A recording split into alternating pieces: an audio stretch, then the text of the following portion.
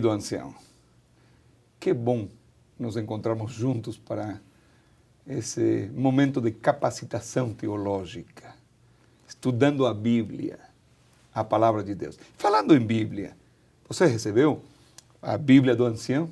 Está gostando dela? A igreja aprecia muito o seu trabalho. E a igreja achou nesse trabalho conjunto entre os campos, as uniões, a divisão sul-americana, que a Bíblia tinha que chegar nas mãos do ancião, ter uma Bíblia especial para o ancião. E hoje é bom sabermos que os anciãos da igreja têm uma Bíblia do ancião com inário, com algumas informações importantes que o ancião encontra nela, né? E nesse momento de capacitação teológica, nós vamos continuar falando do Espírito Santo. É possível que tenha assistido, acompanhado a capacitação que já tivemos, ou poderia até em um outro momento, mas é bom saber que o Espírito Santo deseja nos acompanhar. Na Bíblia fala do Espírito Santo. O que a Bíblia fala do Espírito Santo? O Espírito Santo é um tema muito controvertido. Muitas pessoas apresentam alguns temas polêmicos. E então surgem algumas perguntas. O Espírito Santo é divino? O Espírito Santo realmente pode agir nas nossas vidas como pessoa e transformar as nossas vidas para um encontro pessoal com Jesus? Para esse encontro, nós temos convidado mais uma vez o pastor Edilson Valiante. Pastor Edilson Valiante, muito obrigado por ter nos acompanhado mais uma vez. Privilégio. Um encontro lindo para falarmos do Espírito Santo. Sim. Eu sei, o senhor tem ensinado muito na escola de teologia com relação ao Espírito Santo, porém eu gosto especialmente porque o senhor ama esse tema e apresenta esse tema com muito amor.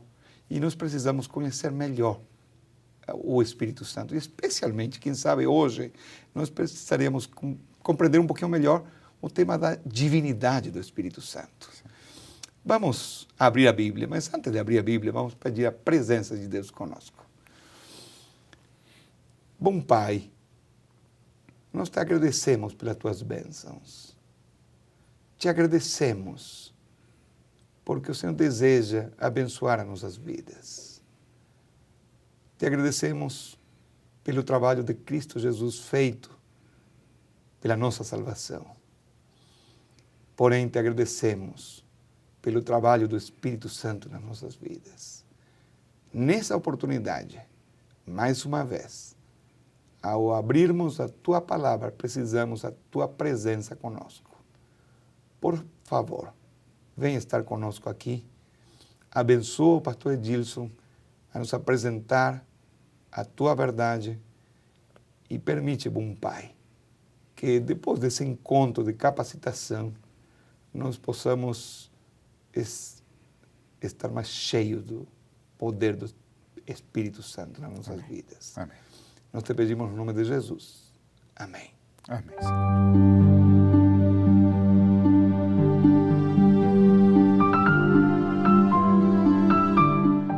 A divindade do Espírito Santo. Surge, obviamente, a pergunta: é o Espírito Santo Deus? Gostaria de ler com vocês um texto de Ellen White que, para mim, é muito importante.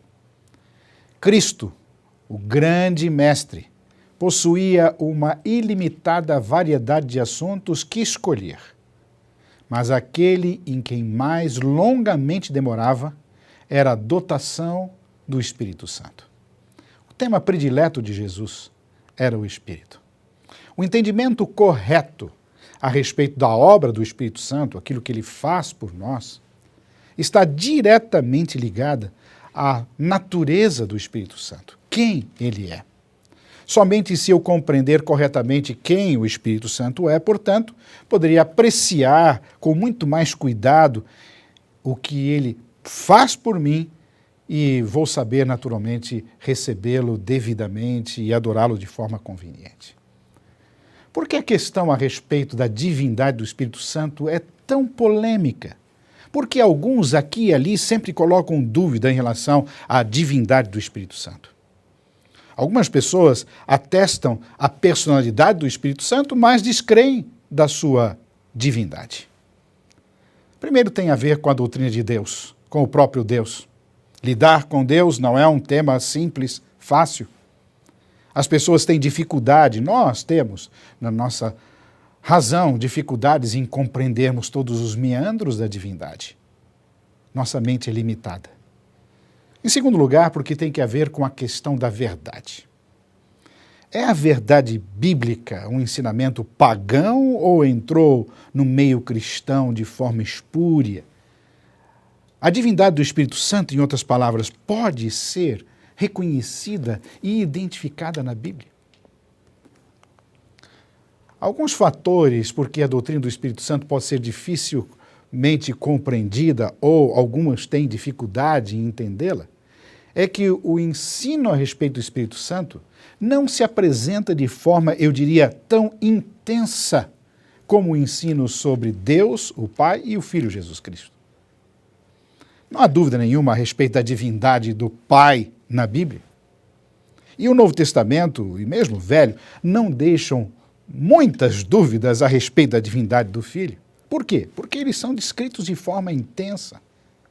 Não há na Bíblia uma descrição tão intensa a respeito do Espírito Santo quanto no Pai e no Filho. O Espírito Santo é menos nítido, portanto, do que o Pai e o Filho. Eu diria que o Espírito Santo tem uma das virtudes que só é encontrada na essência do cristianismo, que é a humildade. Só o cristianismo tem a humildade como virtude. Com isso, não estou dizendo que o Pai não é humilde e que nem Jesus Cristo deixou de sê-lo. O que eu estou dizendo é que, em sua natureza, o Espírito Santo revela extrema humildade. Além disso, a palavra Espírito é, de alguma forma, para nós, abstrata, porque não está associado com algo específico, algo intangível. O Pai, nós temos uma figura muito próxima, nós entendemos, temos relações. Em relação ao Filho, ele andou conosco. As descrições dos evangelhos são claras e objetivas. Mas não existe uma associação assim tão clara e objetiva associada à pessoa do Espírito Santo.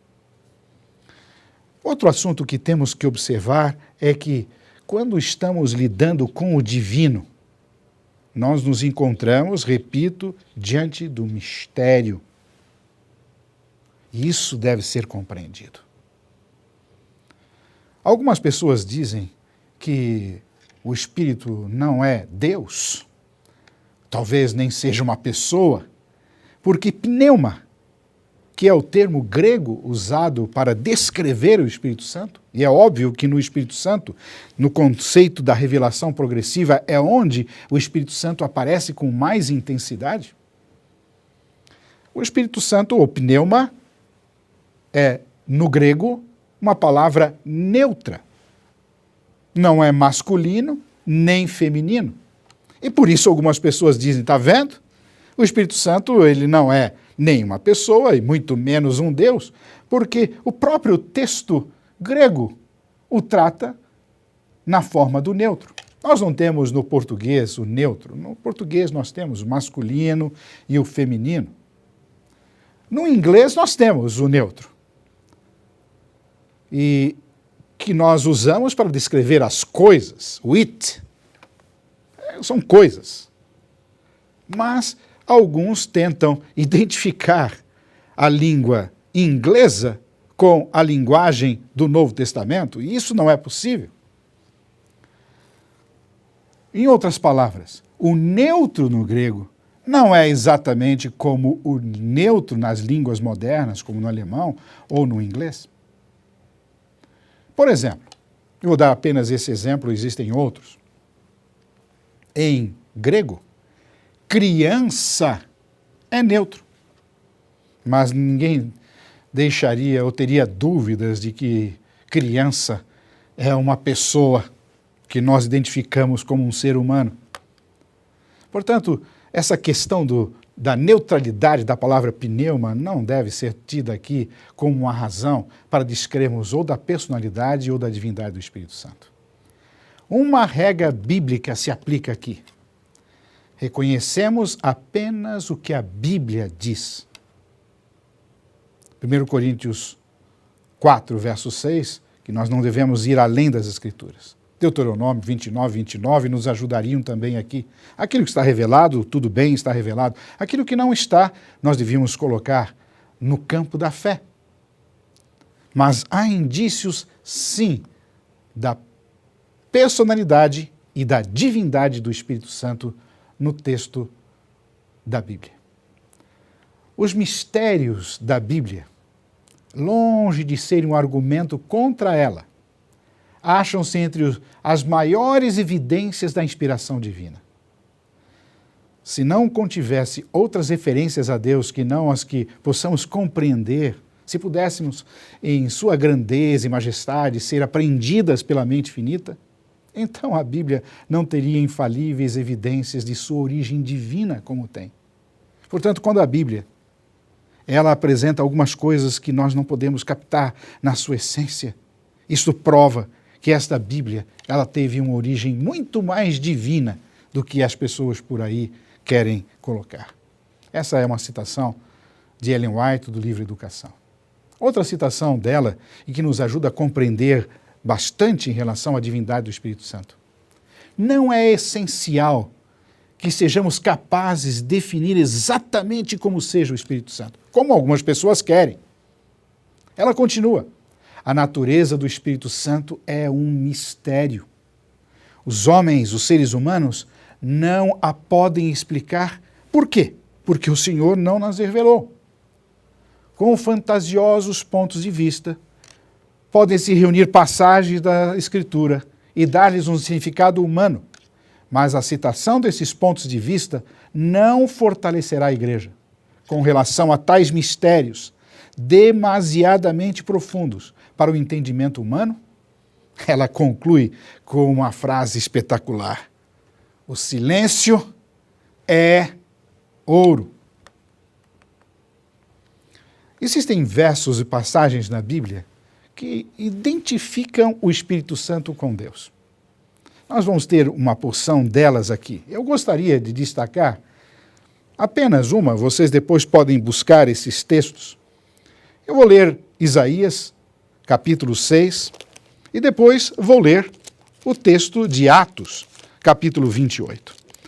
Se você tiver uma Bíblia aí, pode pegar juntamente comigo e aqui fazermos essa leitura desse texto importante para Isaías, porque aqui reflete o seu chamado.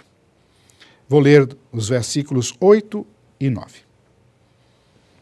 Depois disso, ouvi a voz do Senhor, que dizia: a quem enviarei?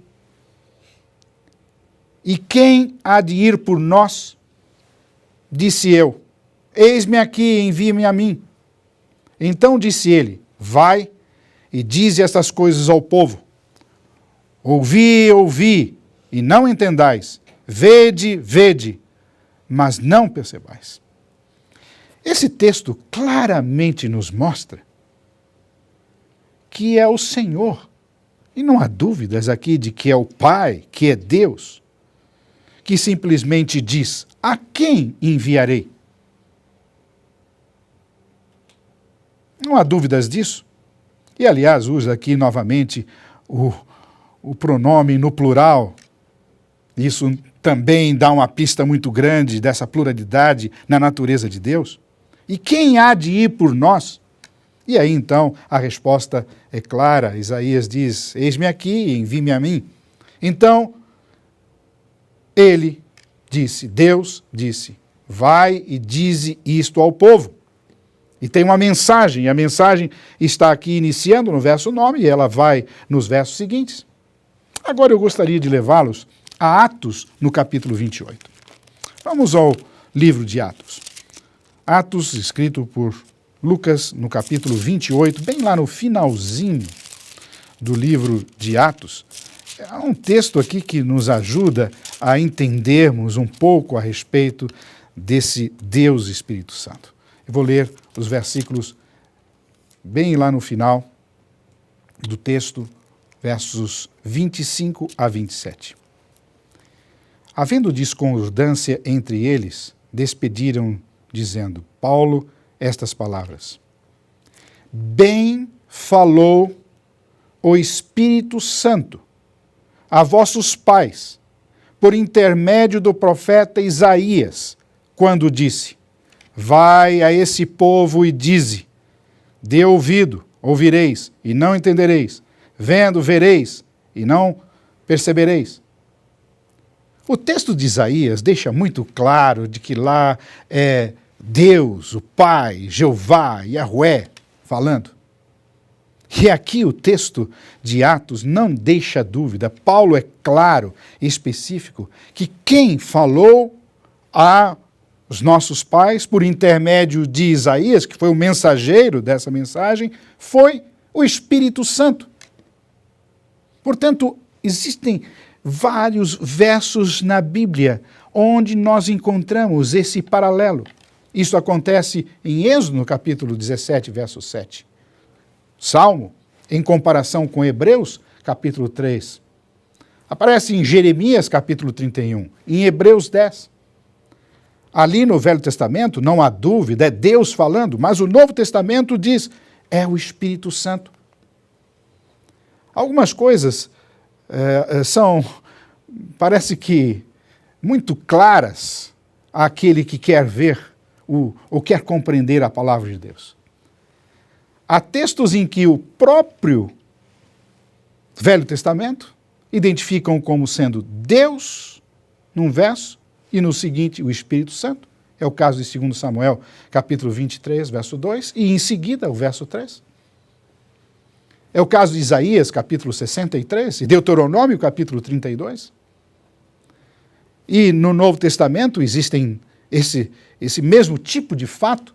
Textos do Novo Testamento indicam a divindade. Vamos ler este. Aqui na carta de Paulo aos Coríntios, quando aqui está se referindo aos dons espirituais. Gostaria de ler no capítulo 12, o verso 11. Verso 11 diz, mas um só e o mesmo Espírito realiza todas essas coisas, distribuindo-as, os dons, como lhe apraz, a cada um individualmente. Quem é que está aqui realizando essa distribuição dos dons? É o Espírito. Vejam o verso 28, lá no final. A uns estabeleceu Deus na igreja, primeiramente apóstolos, em segundo lugar profetas, em terceiro lugar mestres, depois operadores de milagres. E repete a mesma lista que nos versos anteriores foram atribuídos ao Espírito Santo como distribuindo. Em outras palavras, no verso 11, é o Espírito que distribui. No verso 28, é Deus que distribui os dons. Portanto, nós temos vários versos bíblicos que nos ajudam a identificar o Espírito Santo como sendo Deus. Eu coloquei aqui uma tabela e você, naturalmente, depois vai ter a oportunidade de se debruçar sobre ela e analisar com cuidados. O que eu quero dizer aqui com esses textos é que há atributos que são essencialmente divinos.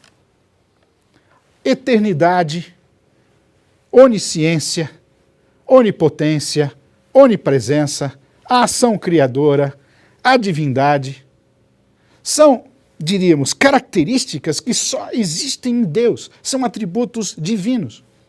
A teologia chama isso de atributos não comunicáveis, pertencem à essência do Deus verdadeiro.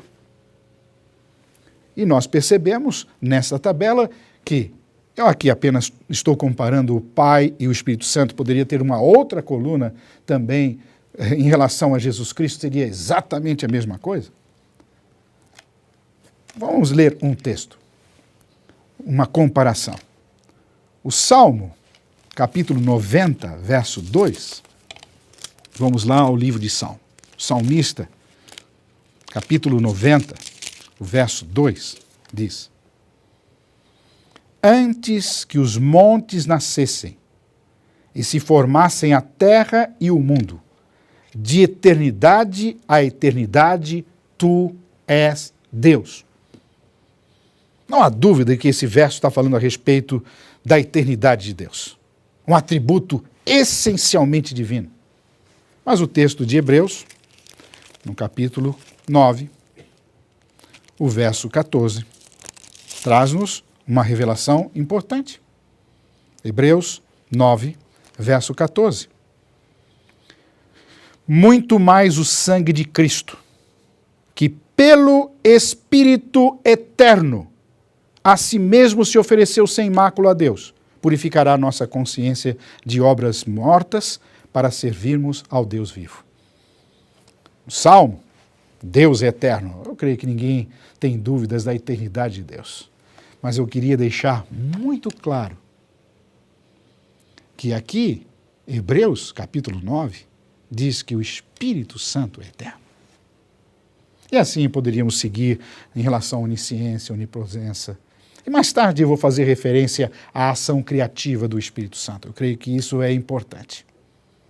Na Bíblia existem características, atributos que são divinos e são atribuídos ao Espírito apenas como uma recapitulação. O Espírito é eterno, é onipresente, é onisciente, ele revela o futuro, é santo e bom, é onipotente ou todo-poderoso.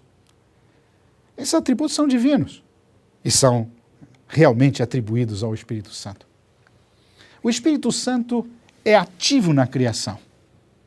Vejam esse texto de Jó, e poderia ler o texto do Salmo 104, verso 30, ou então Isaías 40, que falam a respeito do poder criador do Espírito Santo. Mas vamos ler Jó. O Espírito de Deus me fez, diz Jó, e a inspiração do Todo-Poderoso me deu vida. O Espírito Santo é ativo, ou foi ativo na criação. Eu não preciso apenas usar o texto de Gênesis 1, verso 2, que diz que o Espírito de Deus pairava sobre as águas quando da criação desse planeta. Eu creio que vocês não têm dúvidas quanto ao poder criativo de Deus, como registrado em Isaías, no capítulo 64, o verso 8. O Espírito Santo, ele ressuscita mortos. Vejam o texto de Romanos, capítulo 8, verso 11. E se o Espírito daquele que deste os mortos ressuscitou a Jesus, habita em nós, aquele que dentre os mortos ressuscitou a Cristo, também vivificará os vossos corpos mortais pelo seu Espírito, que em nós habita. Portanto, o poder de ressuscitar, que é um poder essencialmente divino, é colocado sobre o Espírito Santo. Naturalmente, Deus ressuscita dos mortos, nós temos textos claros em João, capítulo 5, verso 21, e o João 11, verso 25, eu creio que não há dúvida nenhuma a respeito disso. E quanto à inspiração da Bíblia, a inspiração profética, Deus inspira. Toda a Escritura é inspirada por Deus, diz Paulo em 2 Timóteo. Mas em Pedro, na segunda epístola, um verso conhecidíssimo, verso 1, verso 21 diz: mas os homens santos de Deus falaram inspirados pelo Espírito Santo. Deus inspirou. E porque o Espírito Santo é Deus, ele também inspira. Ou será que um ser que não seja Deus pode inspirar? O Espírito Santo dá vida, assim como Deus dá vida. O Espírito vivifica. O Espírito Santo renova. É da renovação do Santo Espírito, diz Tito, capítulo 3, verso 5. Além de possuir características, ou diríamos, elementos essenciais à natureza divina, o Espírito Santo na Bíblia também possui títulos que são divinos. Ele é chamado na Bíblia de Senhor. Ele é chamado na Bíblia de Deus. Nós vamos ver esse verso com um pouco mais de cuidado à frente. Ele é chamado de verdade. e ele também é chamado de vida. Esses são títulos. Jesus disse: eu sou a ressurreição e a vida. E Romanos capítulo 8, verso 10 diz que o Espírito Santo é vida.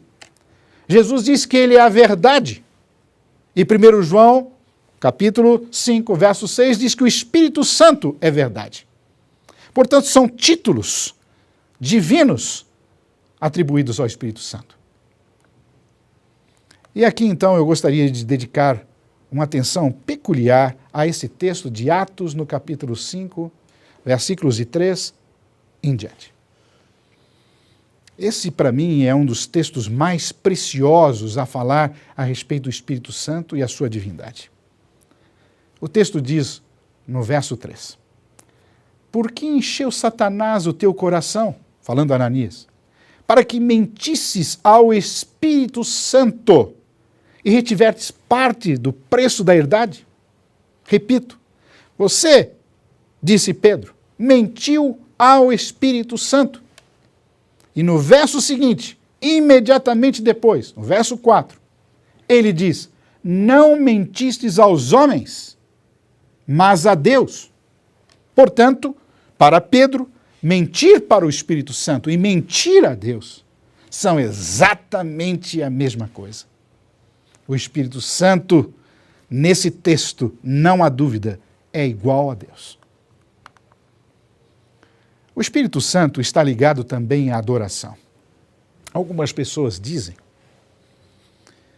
que no texto bíblico não existe nenhuma referência ao Espírito Santo como um ser que deve ser adorado.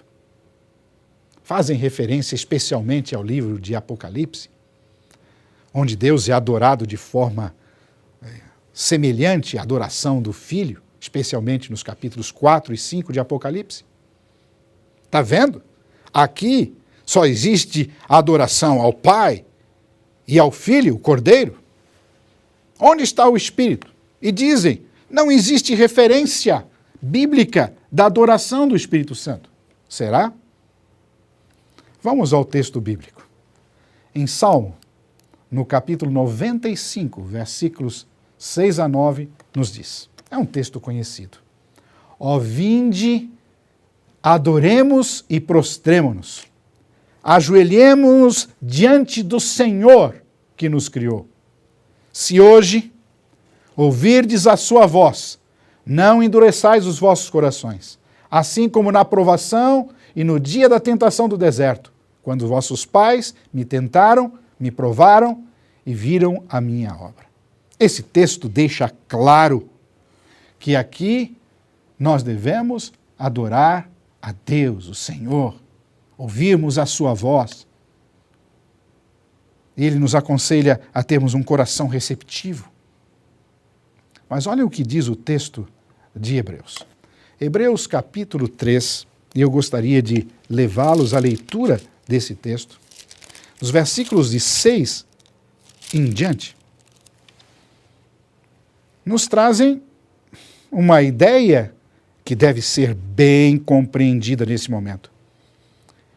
Verso 6 diz, Cristo, porém, como Filho, em sua casa, a qual casa somos nós, se guardarmos firme até o fim a ousadia e a exultação da esperança.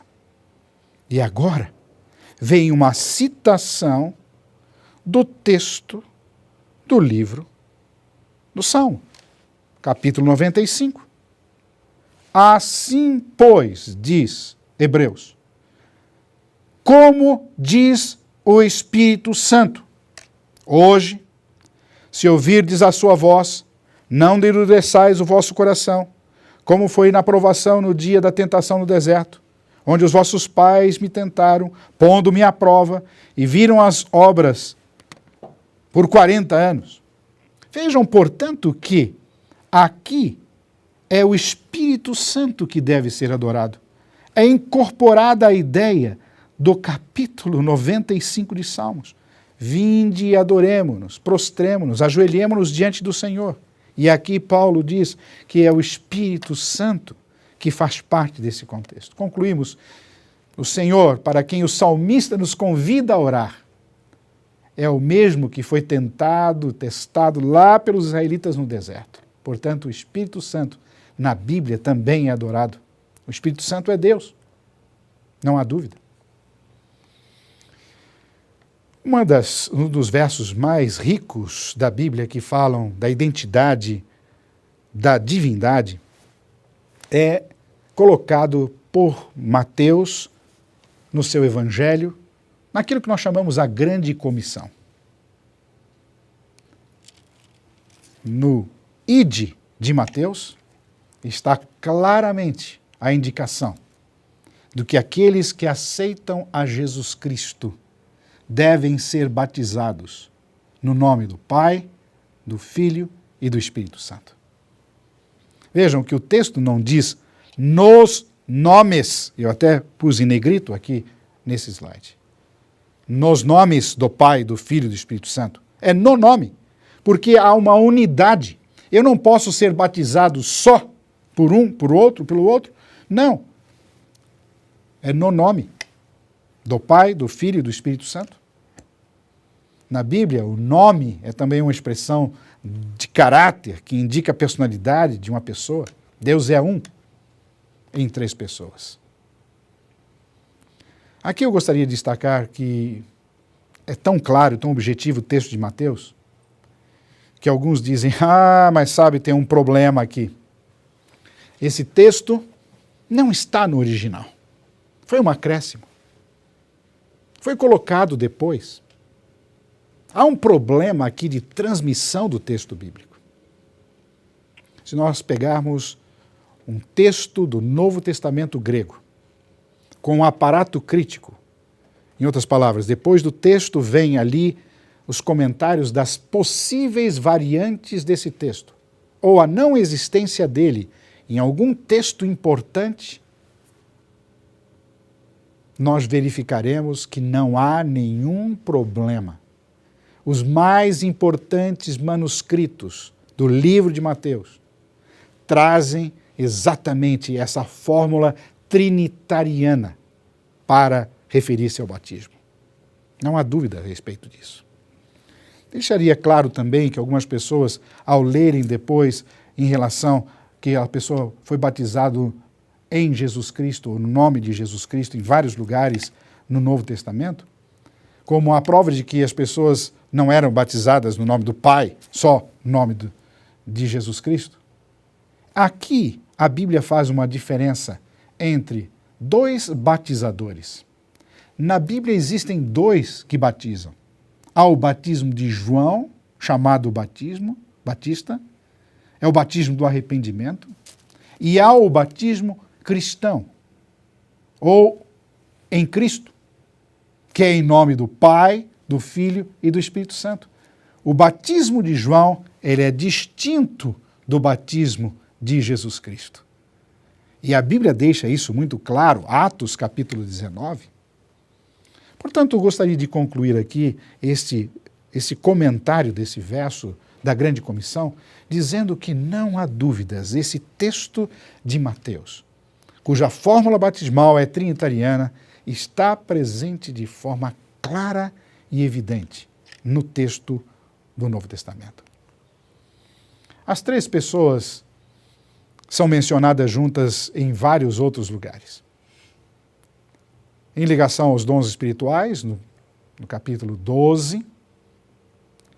Em 2 Coríntios, eu gostaria de ler aqui a divergência em algumas Bíblias em relação a se é versículo 13 ou versículo 14. Algumas Bíblias diferem na parte dos versos finais da 2ª carta de Paulo. Na minha Bíblia é o 13, na maioria das Bíblias, portanto a revista e atualizada, traz como sendo o verso 13. É um texto trinitariano indiscutível. A graça do Senhor Jesus Cristo e o amor de Deus e a comunhão do Espírito Santo sejam com todos vós. A mesma coisa acontece em Pedro, no capítulo 1, versos 1 e 2, na primeira epístola de Pedro. Existe, entretanto, um verso que nós deveríamos gastar um pouco e termos atenção.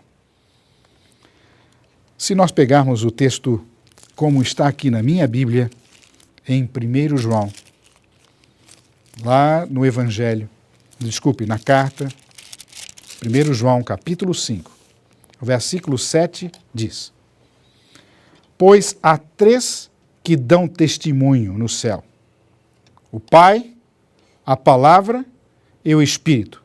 E estes 3 são um. Apenas a leitura do início do verso 8.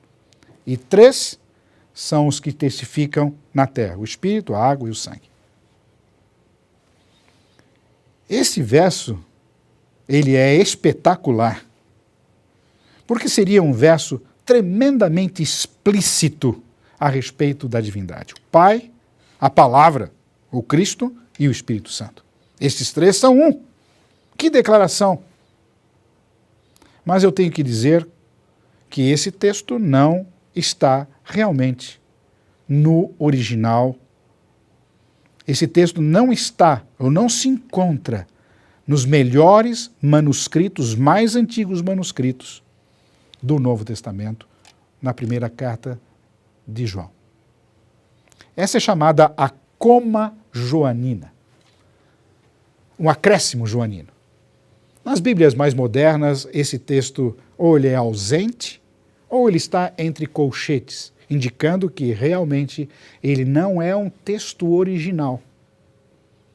Como ele está aqui, portanto? Como aparece essa indicação? Em algumas Bíblias, como a Almeida Revista e Corrigida, está dentro do texto sem nenhuma distinção. Eu diria que nós não podemos usar esse texto para provarmos a divindade de Jesus. Esse texto tem uma origem obscura. Ele deve ter surgido por volta do ano 800 depois de Cristo, possivelmente para combater alguma tendência ariana, alguma heresia que existia em relação ao Espírito Santo. Alguém achou que seria melhor sintetizar o pensamento que nós já vimos, que é bíblico em relação à divindade, num texto mais explícito. A Vulgata Latina, que é a tradução em latim, que foi o texto oficial da Igreja, ou é o texto oficial da Igreja Católica ainda hoje, como texto bíblico fiel, acabou incorporando esse verso no seu texto. E de forma muito curiosa, quando depois da Reforma, do século XVI, houve ali um despertamento pelo iluminismo, pelos textos originais. O primeiro Novo Testamento, que continha o texto grego impresso por Erasmo de Roterdã, não possuía 1 João 5,7 desta forma. E ele, não sabemos por que razão, deixou que esse texto fosse incorporado em edições seguintes. Ele sabia que não era um texto que estava nos melhores textos, mas ele incorporou. E como o texto de Erasmo de Roterdã, nas edições seguintes, foi usado para traduzir, possivelmente João Ferreira de Almeida tinha esse texto de grego para traduzir para o português, esse texto acabou sendo incorporado na nossa Bíblia. Mas de forma bem objetiva, nós não devíamos usar 1 João 5,7. Agora, isso não nos autoriza a dizermos que em Mateus, capítulo 28, verso 19, vejam só, será que está no original? Não há dúvida. Hoje os estudiosos, eu diria verdadeiros cientistas, na busca do texto mais preciso, não deixam dúvida. E não podemos comparar Mateus, capítulo 28, verso 19, que está no original, a fórmula trinitariana do batismo, com o texto espúrio, a coma joanina, de 1 João 5, verso 7. Há outros textos que nos ajudam a compreender, pelo menos em relação a como Jesus entendia ser o Espírito Santo.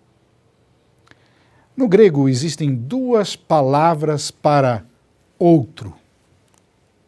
alós e heteros. Heteros quer dizer um outro de natureza diferente, mas alós quer dizer um outro, mas com a mesma essência, com a mesma natureza. Em João, no capítulo 14, ele traz isso tanto no verso 16 quanto no verso 18, ele usa alós, outro consolador, um outro da mesma espécie. E repete isso de novo no verso 18. Não vos deixarei órfãos, mas voltarei para vocês. Esses textos nos ajudam a entendermos o texto. O Consolador não era uma pessoa que tinha uma essência, uma natureza diferente do próprio Cristo. E os pronomes relativos, que são masculinos e aparecem em relação ao neutro pneuma. Aqui eu tenho que tomar um pouco de cuidado para tentar explicar de forma bem objetiva a vocês. O exemplo primeiro que eu trago é João 14. Algumas pessoas dizem que os pronomes relativos usados nesse verso 26 são masculinos e por isso daria ao autor do Evangelho de João uma compreensão a respeito da divindade do Espírito Santo, porque Espírito é neutro e ele quis dar então uma ênfase especial, usou um pronome relativo masculino para identificar uma construção de um sujeito que é neutro. Alguns textos que tentam provar a divindade do Espírito Santo se valem desse argumento. Mas eu gostaria de dizer para vocês que isso não procede. Eu tenho que ser objetivo, eu tenho que ser honesto. A compreensão real desse verso, ou da existência desse pronome relativo masculino ekenos, no texto aqui, é óbvio. O texto diz, mas o Consolador, que é masculino, Parakletos, o Espírito Santo, a quem o Pai enviará o meu nome, esse é quem nós, masculino, vos ensinará todas as coisas, vos fará lembrar de tudo o que eu tenho dito. Aqui, no caso, a expressão consolador masculino é que está concordando com o pronome relativo é quem nós. Esse vos ensinará. Aqui, o Espírito Santo, a quem o Pai enviará em meu nome, é um aposto, é um explicativo, é uma forma de clarear a ideia, explicar quem é o Consolador. Portanto, aqui a concordância está correta. O texto concorda. Consolador é masculino, é quem nós é masculino. Portanto, não existe aqui uma real prova a respeito da divindade do Espírito Santo. O mesmo acontece em João, no capítulo 15, também no verso 26. Quando, porém, vier o Consolador, que eu vos enviarei da parte do Pai, o Espírito da verdade, que dele procede, esse, o Consolador, dará testemunho de mim. Masculino, masculino. Há uma interposição, uma explicação em relação ao Espírito, que é neutra no meio. Isso não é uma prova da divindade. Eu gostaria de colocar diante de vocês algumas considerações. Vivemos num período da contrafação. Ellen White nos deixa claro que, nos últimos dias, haveria um despertamento religioso, um falso revamento, um movimento de reforma espúria. E que esse revamento estaria fundamentado em cima de milagres, maravilhas, que pretensamente seriam relacionadas com o Espírito Santo. Mas a Bíblia nos deixa clara que o Espírito o verdadeiro espírito, o verdadeiro movimento de reavivamento e reforma, conduzido pelo Espírito Santo, nos leva a toda a verdade. Não apenas a 99% da verdade. Portanto, é muito simples nós separarmos a contrafação do falso movimento movido pelo Espírito do verdadeiro movimento movido pelo Espírito. O Espírito que inspirou a palavra de Deus, ele nos leva à compreensão de toda a verdade. Portanto, se algum movimento religioso se diz possuidor do Espírito Santo, mas não segue a palavra de Deus em toda a verdade, a conclusão é óbvia. O Espírito, ele transforma pessoas, convence. Talvez a obra mais importante do Espírito Santo, depois de entendermos que ele é Deus, ele nos convence do pecado, da justiça e do juízo e nos conduz aos frutos do Espírito. Amor, paz, longanimidade, benignidade, fidelidade, mansidão, domínio próprio, temperança. E os sinais e prodígios que vemos? São eles realmente obra do Espírito? Ellen White tem um texto no livro Grande Conflito que nos ajuda aqui. Servos de Deus, diz ela, com o rosto iluminado e a resplender de santa consagração, apressar-se-ão de um lugar para o outro para proclamar a mensagem do céu. Ela está falando do final dos tempos, quando a igreja realmente estiver movida pelo Espírito, no verdadeiro movimento de reavivamento e reforma, na proclamação daquilo que nós chamamos a chuva serôdia. Por milhares de vozes em toda a extensão da terra será dada a advertência. E ela diz, operar-se-ão prodígios, os doentes serão curados, e sinais e maravilhas seguirão os crentes. Mas logo na frase seguinte ela diz, Satanás também opera com prodígios de mentira. Faz mesmo descer fogo do céu à vista dos homens. Assim os habitantes da terra serão levados a decidir-se.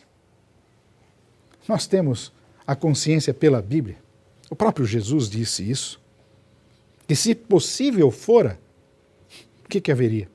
Ele enganariam até os próprios escolhidos. Sinais e prodígios não são a autenticação exclusiva da obra do Espírito Santo. Infelizmente, Satanás enganará muitos e fará prodígios, sinais e maravilhas. Portanto, o verdadeiro movimento que é guiado pelo Espírito, ele não se centra nos milagres e prodígios. Ele se preocupa com a pregação da verdade, com a proclamação de Jesus Cristo. E qual para mim é a maior prova da plenitude do Espírito Santo e da divindade do Espírito Santo? Isto está claro, Jesus deixou isso de forma bem objetiva. Já falei, ele conduz à verdade, a 100% da verdade, mas Jesus complementa. Ele diz que o Espírito Santo não falará de si mesmo. A obra do Espírito é gestar a igreja, o corpo cuja cabeça é Cristo. O Espírito Santo não fala de si mesmo. Ele fala de quem? O próprio Jesus disse, ele testifica de mim. Lembram-se quando disse que o Espírito Santo é um ser divino humilde? O Espírito Santo, ele simplesmente fala de Cristo. Movimentos religiosos que se centram na obra do Espírito Santo e que falam, entre aspas, do Espírito Santo, talvez estejam perdendo o foco, porque o Espírito não se coloca no holofote. Ele não fala de si mesmo. Ele fala a respeito de Jesus Cristo. O grande conflito é descrito na Bíblia desta forma. Portanto, eu gostaria de deixar com vocês a ideia de que um Deus só é representado por outro. O Espírito Santo testifica de Jesus. E por isso, nós somos cristãos. O Pai é Deus, o Filho é divino e o Espírito Santo, o Divino Espírito Santo, é que nos convence do pecado, da justiça, do juízo. Faz com que nós deixemos de andar os caminhos da carne e que andemos no Espírito, produzindo o fruto ou os frutos do Espírito em nossa vida. Esse é o Espírito Santo que a Bíblia nos ensina. Pastor Edilson, muito obrigado pela apresentação do tema. Na verdade, esse tema da divindade do Espírito Santo é um tema lindo, interessante. Nós precisamos continuar crescendo nisso. Não há aí, dúvida, né? eu me sinto limitado a expor uma grandeza tão grande. Que pode a criatura tentar falar de um Deus tão poderoso? É isso aí, né? De um ser que nos move. Né? E dependemos dele. E Né? que dependemos dele. É Em todas isso, as coisas. O nosso coração não está batendo agora por acaso, porque o Espírito, ele mantém as estruturas do planeta, não é verdade? Pois é. Pastor, depois de ter ouvido a sua palestra, a sua apresentação, simples, mas profunda, que dá para entender um pouco melhor com relação ao Espírito Santo, tenho anotado aqui alguma pergunta, quem sabe duas perguntas que eu gostaria de fazer nessa manhã. A primeira, por que os discípulos, os apóstolos, os seguidores de Nosso Senhor Jesus Cristo não estavam preocupados em discutir com relação à divindade do Espírito Santo? É interessante essa pergunta, pastor. Obrigado por fazê-la, porque, no fundo, essa ideia de que há um único Deus, esse monoteísmo radical, não estava na mente dos discípulos. Eles compreendiam que o Pai era o Pai, que Jesus Cristo era Deus, não havia dúvidas na mente deles. Portanto, o Espírito Santo também era um fato conhecido, não era alguma coisa assim estranha. O monoteísmo radical, essa ideia de que Deus se manifesta apenas na pessoa de um ser, é alguma coisa que vem com o tempo mais tarde, mesmo dentro do judaísmo. Nesse período contemporâneo a Jesus estava Filo de Alexandria. Filo de Alexandria, ele já tinha a concepção, mesmo sendo um filósofo judeu, da compreensão dessa, entre aspas, pluralidade na pessoa de Deus. Outra razão é que eles não estavam sob a influência da nossa mentalidade ocidental, questionadora, duvidosa, nós diríamos até científica, não que eles não fossem, mas eles não estavam preocupados de como, por quê. Não? Quando Jesus Cristo falou, olha, virá outro Consolador, virá o Espírito, ele vai fazer isso, isso, isso. Uhum. Ah, não, peraí, Senhor, me explica aí, esse negócio não está bem compreendido, quer dizer que então... Não há essa mentalidade, essa preocupação na Bíblia. Mas há uma outra preocupação. É que eles se permitiram serem movidos pelo Espírito. A igreja cristã primitiva foi movida pelo Espírito Santo. Eles experimentavam o Espírito. Eles não estavam preocupados em relação à natureza do Espírito Santo. Nós não percebemos isso em Paulo. Eles não estavam preocupados com isso.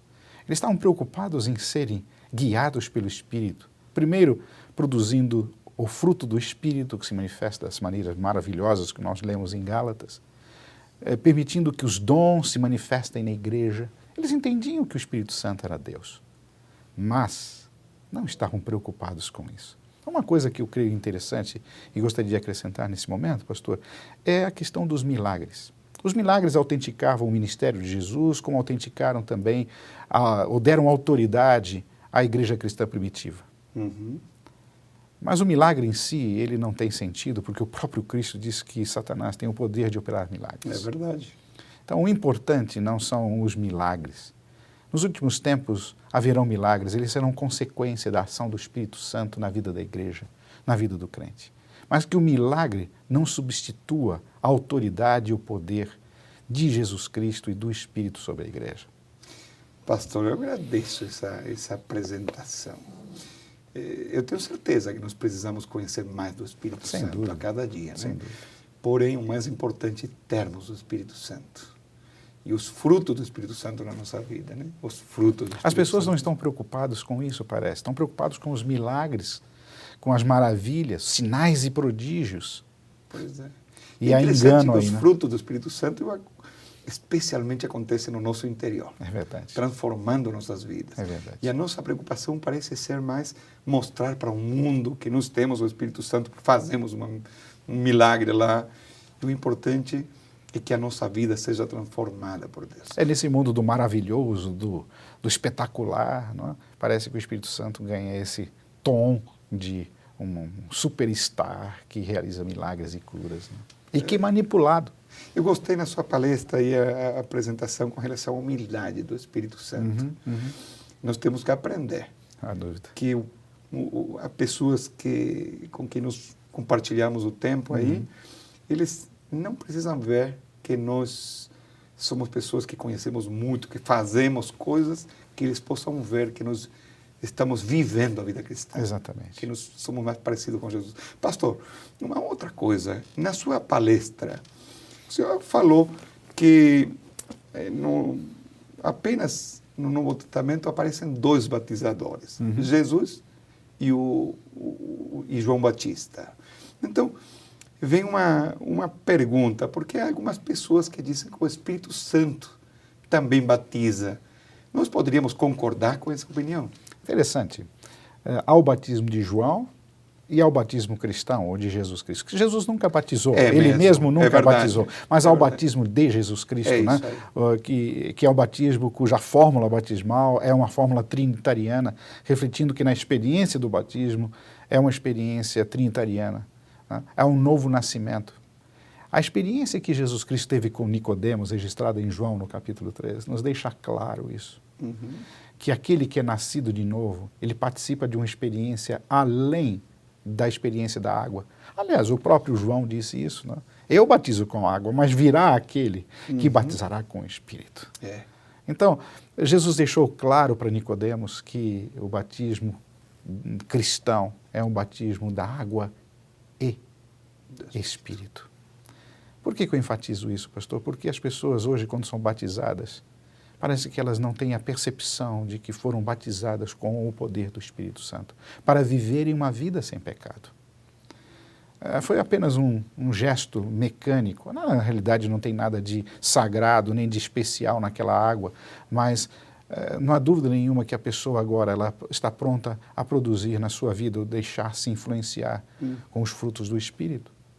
E por isso que Jesus Cristo, o batismo de Jesus é um batismo muito mais completo, pleno. Aliás, todas as virtudes cristãs, arrependimento, confissão, fé, oração, comunhão com Deus, são experiências diárias. Ellen White nos aconselha de forma muito categórica que nós devemos permitir que o Espírito Santo esteja conosco diariamente, que nós sejamos batizados com o Espírito Santo diariamente. Essa deve ser a nossa oração, deve ser a oração de todo líder da igreja. Então, o batismo de Cristo, ele se repete a cada dia na experiência do crente, através da ação do Espírito Santo que Jesus Cristo, de acordo com o texto da palavra de Deus, envia ao nosso favor. Obrigado, pastor. Vamos pedir a Deus que Ele possa agir nas nossas vidas. Bom Pai, muito obrigado por ter nos dado mais uma vez a oportunidade de estudar a Tua revelação. Nós precisamos ser cheios do Espírito Santo. E que os frutos do Espírito Santo possam estar presentes nas nossas vidas. Por favor, bom Pai, especialmente nos ajude para sermos mais parecidos ao Espírito Santo, sendo humildes e agindo para ajudar outras pessoas. Não para que eles saibam que nós temos a verdade, porém para que eles conheçam a Jesus. Bom Pai, muito obrigado por ter nos acompanhado e abençoado nesse momento de estudo. E nos acompanhe, nos abençoe para cumprirmos a cada dia da melhor maneira possível a nossa tarefa. Acompanhe a cada ancião, abençoa a sua família e abençoa a igreja que ele cuida. Nós te pedimos no nome de Jesus. Amém. Amém, Senhor.